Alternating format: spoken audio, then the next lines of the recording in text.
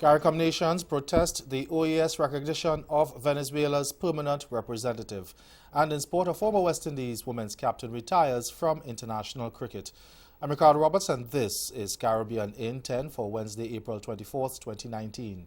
I'll be back with the details after the break.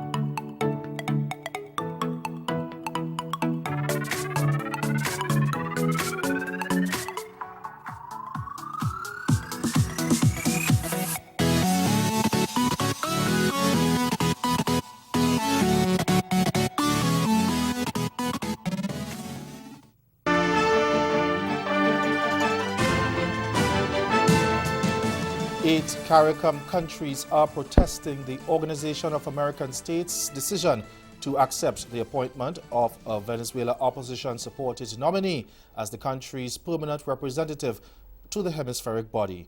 Antigua and Barbados, Belize, Dominica, St. Kitts and Nevis, St. Vincent and the Grenadines, Suriname and Trinidad and Tobago have written to the chair of the OAS Permanent Council over the appointment of Gustavo Tarre, and they have called for a review of the April 10th decision.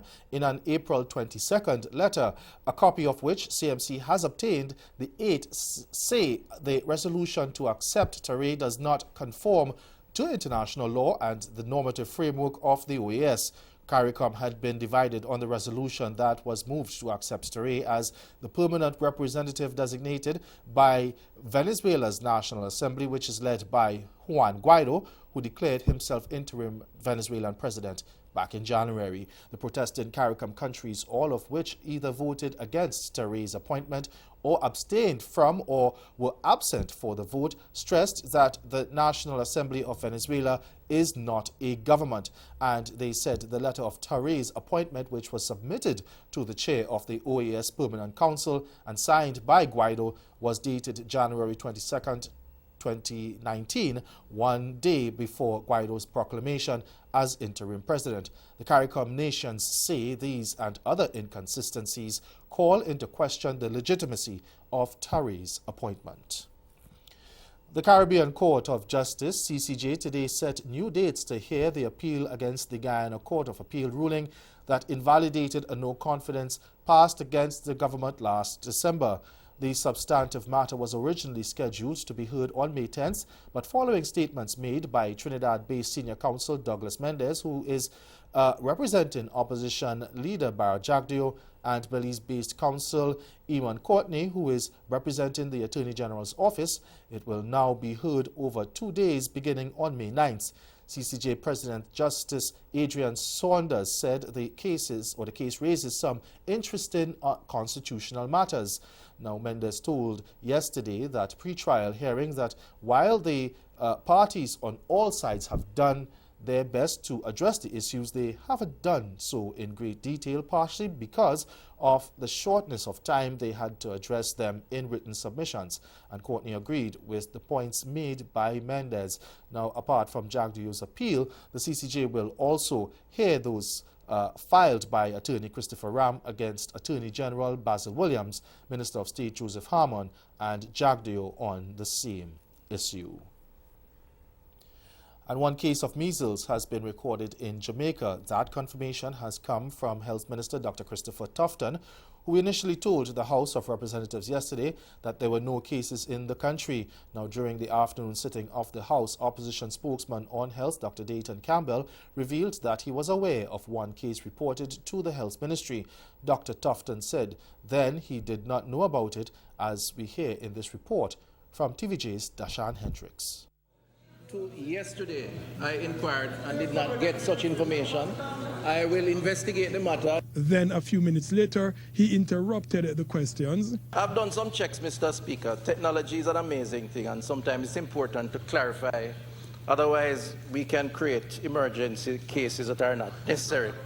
So I am told that a case at Hospital, where the member works, the private hospital in Montego Bay. He said because the case was not contagious, it was not a threat to the population, and so he stuck to his position that there were no imported cases of measles in Jamaica. An argument ensued over whether the case was imported or not, with neither yielding ground and Dr. Campbell still questioning why the minister was not informed about the situation prior to coming to Parliament. And stay with us, your Midday Sport is next. So what has been established so far in all these investigations that you think that the president could be guilty of, or where he may have a problem? I'll start with you, William. As of now, there's no actual crime. There's nothing to indict Donald Trump on. Most of the indictments have been unrelated or process crimes related to the investigation. It looks like, more has come out about the FBI and the DOJ and what was happening at the highest levels. There was a silent coup. The Ministry of National Security is placing Tobago as a priority and tightening its borders. This as 2 refurbished interceptors were distributed to the Tobago Coast Guard to patrol the northern and western ends of the island. One would be stationed in Charlottesville and the other in Scarborough.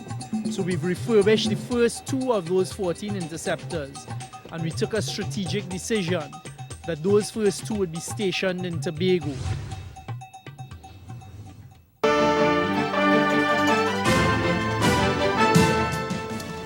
Former West Indies women's captain Marissa Aguilera calls it quits in international cricket. That word came today from Cricket West Indies.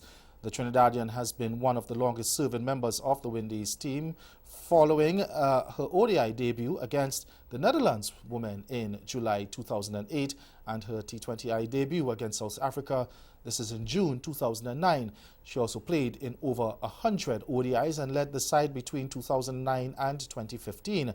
She played a leading role in the team reaching the final of the ICC Women's World Cup in India 2013 and the semi-finals of the ICC Women's World T20 in 2010, 2012 and 2014, and was part of the 2016 ICC Women's World T20 winning team in Kolkata.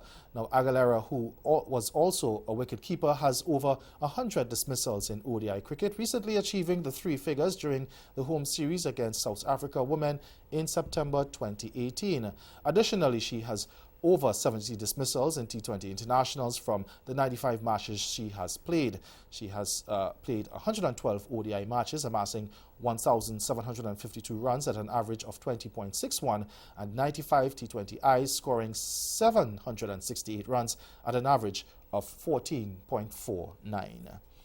Still in cricket, stroke maker Darren Bravo and all-rounder Raymond Reefer both gathered half-centuries, while speedster Shannon Gabriel and Sheldon Cottrell snatched 3-wicket hauls as they all warmed up with strong performances for the Tri-Nations series starting in Ireland next week. Now playing in a practice game against a Barbados Cricket Association 11 at the 3Ws Oval in UWI campus yesterday, Bravo top scored with 64 and fellow left-hander Reefer carved out 62 as the West Indies 11 tallied 326 for 7 off 50 overs. Ruston Chase struck 36 while Sunil Ambrose and Jonathan Carter both chipped in with 33 apiece. In reply, Barbados first-class wicketkeeper Tevin Walcott top scored with 69 off 78 balls, while Barbados captain Shamar Brooks chimed in with 31.